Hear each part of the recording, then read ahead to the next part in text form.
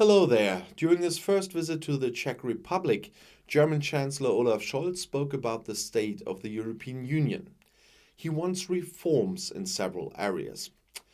So, Chancellor Olaf Scholz gave a keynote speech at the renowned Charles University in Prague. It was mainly about reforms of the European Union that he felt were necessary and the effects of the so called turning point.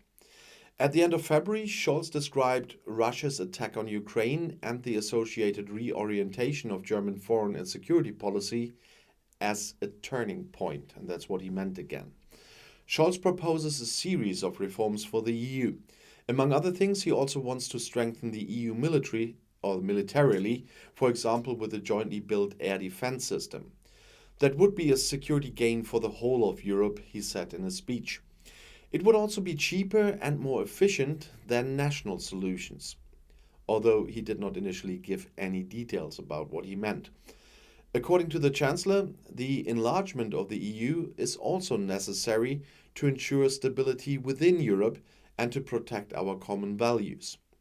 The candidate countries in the Western Balkans, Ukraine, Moldova, and in future Georgia as well, should therefore be given the best possible support on their way to EU accession. In order to remain able to act with 30 and more member states, however, reforms of the EU are also needed. According to Scholz, this includes that there must be more majority decisions instead of unanimity. In addition, the Chancellor calls for a new balance in the composition of Parliament and a more efficiently organized Commission. Europe must also become economically more independent and stronger, said Scholz. The Russian war of aggression showed that. We have to end one-sided dependencies as quickly as possible, he says, referring to supply bottlenecks for chips and semiconductors. I want a Europe that is at the forefront of important key technologies, he says. And according to the Federal Chancellor, foreign and security policy structures must also be strengthened. In these times, we need an independent Council of European Defense Ministers, he said. The military capabilities within the EU and with NATO should be better coordinated. In this context, he speaks of an EU Rapid Reaction Force and a fully equipped EU headquarters, for which Germany wants to make a significant contribution. In addition, Scholz supports the French idea for a new European political community, which should enable closer exchange with partners outside the EU.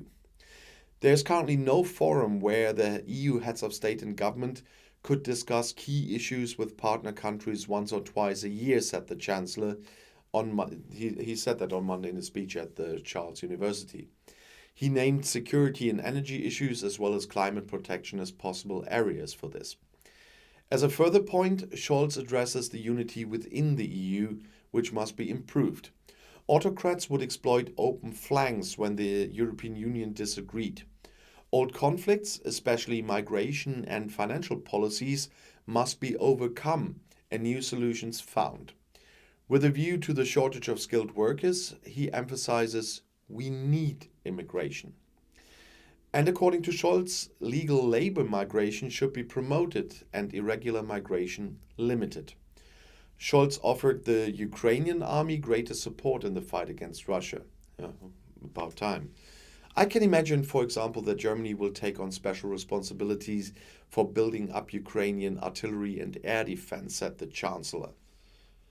We should quickly agree on such a system of coordinated support, and thus underpin our commitment to a free, independent Ukraine in the long term, he said.